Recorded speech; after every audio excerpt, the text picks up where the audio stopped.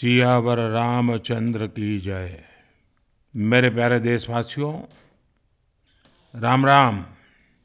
जीवन के कुछ क्षण ईश्वरीय आशीर्वाद की वजह से ही यथार्थ में बदलते हैं।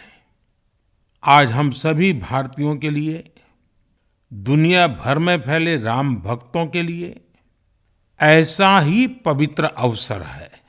हर तरफ प्रभु श्री राम की भक्ति का अद्भुत वातावरण, चारों दिशाओं में राम नाम की धुन, राम भजनों की अद्भुत सौंदर्य माधुरी। हर किसी को इंतजार है 22 जनवरी का, उस ऐतिहासिक पवित्र पल का। और अब अयोध्या में रामलला की प्राण प्रतिष्ठा में केवल 11 दिन ही बचे हैं। मेरा सौभाग्य है कि मुझे भी इस पुण्य अवसर का साक्षी बनने का अवसर मिल रहा है। ये मेरे लिए कल्पनातीत अनुभूतियों का समय है। मैं भावुक हूँ, भाव विह्वल हूँ। मैं पहली बार जीवन में इस तरह के मनोभाव से गुजर रहा हूँ। मैं एक अलग ही भाव भक्ति की अनुभूति कर रहा हूँ। मेरे अंतर मन की ये भाव यात्रा मेरे लिए अभिव्यक्ति का नहीं, अनुभूति का अवसर है। चाहते हुए भी मैं इसकी गहनता, व्यापकता और तीव्रता को शब्दों में बांध नहीं पा रहा हूं। आप भी भली भांति मेरी स्थिति समझ सकते हैं। जिस स्वप्न को अनेकों पीढ़ियों ने वर्षों तक एक संकल्प की तरह अपने हृदय में जिया, मुझे उसकी सिद्धि के समय उपस्थित होने का सौभाग्य मिला है।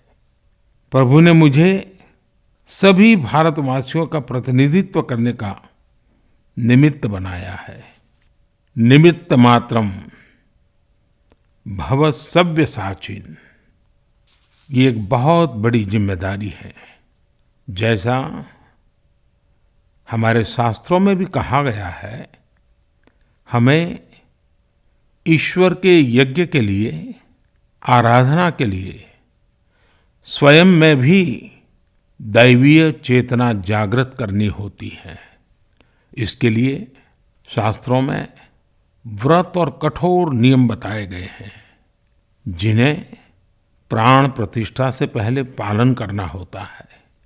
इसलिए आध्यात्मिक यात्रा की कुछ तपस्वी आत्माओं और महापुरुषों से मुझे जो मार्गदर्शन मिला, उन्होंने जो यम नियम सुझाए हैं, उसके अनुसार मैं आज से 11 दिन का विशेष अनुष्ठान आरंभ कर रहा हूँ।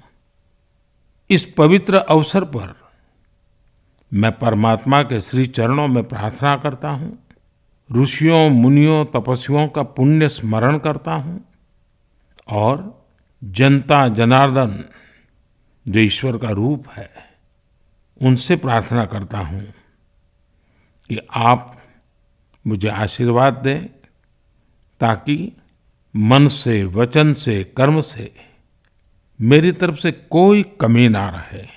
साथियों, मेरा ये सौभाग्य है कि 11 दिन के अपने अनुष्ठान का आरंभ मैं नासिक धाम पंचवटी से कर रहा हूँ।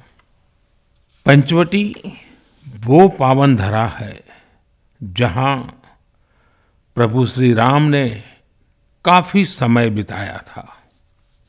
और आज मेरे लिए एक सुखद संयोग ये भी है कि आज स्वामी विवेकानंद जी की जन्म जयंती है। ये स्वामी विवेकानंद जी ही तो थे जिन्होंने हजारों वर्षों से आक्रांतित भारत की आत्मा को झकझोरा था। आज वही आत्मविश्वास भव्य राम मंदिर के रूप में हमारी पहचान बनकर सबके सामने है। और सोने पर सुहागा देखिए, आज माता जीजाबाई जी की जन्म जयंती है। माता जीजाबाई जिन्होंने छत्रपति शिवाजी महाराज के रूप में एक महामानव को जन्म दिया था। आज हम अपने भारत को जिस अक्षुण्ण रूप में देख रहे हैं, इसमें माता जीजाबाई जी का बहुत बड़ा योगदान है। और साथियों, जब मैं माता जीजाबाई का पुण्य स्मरण कर रहा हूं, तो सहज रूप से मुझे अपनी माँ की याद आना बहुत स्वाभाविक है। मेरी माँ जीवन के अंत तक माला जपते हुए सीताराम का ही नाम भजा करती थी। साथियों, प्राण प्रतिष्ठा की मंगल घड़ी, चराचर सृष्टि का वो चैतन्य पल, आध्यात्मिक अनुभूति का वो अवसर, गर्भगृह में उस पल क्या कुछ नहीं होगा। साथियों, शरीर के रूप में तो मैं उस पवित्र पल का साक्षी बनूंगा ही, लेकिन मेरे मन में, मेरे हृदय के हर स्पंदन में 140 करोड़ भारतीय मेरे साथ होंगे। आप मेरे साथ होंगे, हर राम भक्त मेरे साथ होगा, और वो चैतन्य पल हम सबकी साझी अनुभूति होगी।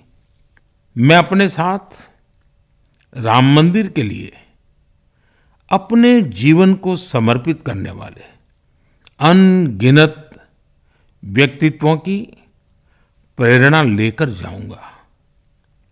त्याग तपस्या की वो मूर्तियां, 500 साल का धैर्य, दीर्घ धैर्य का वो काल, अनगिनत त्याग और तपस्या की घटनाएं, दानियों की, बलिदानियों की गाथाएं, कितने ही लोग हैं जिनके नाम तक कोई नहीं जानता, लेकिन जिनके जीवन का एकमात्र ध्येय रहा है भव्य राम मंदिर का निर्माण। ऐसे असंख्य लोगों की स्मृतियां मेरे साथ होगी। जब 140 करोड़ देशवासी उस पल में मन से मेरे साथ जुड़ जाएंगे, और जब मैं आपकी ऊर्जा को साथ लेकर गर्भगृह में प्रवेश करूंगा, तो मुझे भी एहसास होगा कि मैं अकेला नहीं, आप सब भी मेरे साथ हैं। साथियों, ये 11 दिन व्यक्तिगत रूप से मेरे यम नियम तो है ही, लेकिन मेरे भाव विश्व में आप सब समाहित है। मेरी प्रार्थना है कि आप भी मन से मेरे साथ जुड़े रहें। रामलला के चरणों में मैं आपके भावों को भी उसी भाव से अर्पित करूंगा जो भाव मेरे भीतर उमड़ रहे हैं।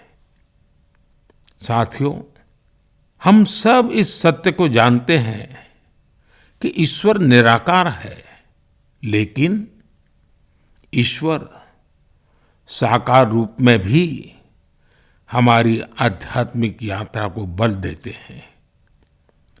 जनता जनार्दन में ईश्वर का रूप होता है, ये मैंने साक्षात देखा है, महसूस किया है।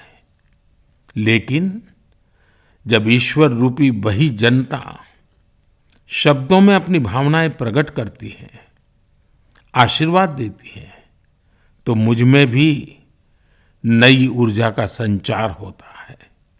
आज मुझे आपके आशीर्वाद की आवश्यकता है, इसलिए मेरी प्रार्थना है कि शब्दों में, लिखित में अपनी भावनाएं जरूर प्रकट करें, मुझे आशीर्वाद जरूर दें। आपके आशीर्वाद का एक एक शब्द मेरे लिए शब्द नहीं, मंत्र है। मंत्र की शक्ति के तौर पर वो अवश्य काम करेगा। आप अपने शब्दों को, अपने भावों को नमो ऐप के माध्यम से सीधे मुझ तक पहुंचा सकते हैं। आइए हम सब प्रभु श्री राम की भक्ति में डूब जाएं। इसी भाव के साथ आप सभी राम भक्तों को कोटि कोटि नमन। जय सिया राम, जय सिया राम, जय सिया राम।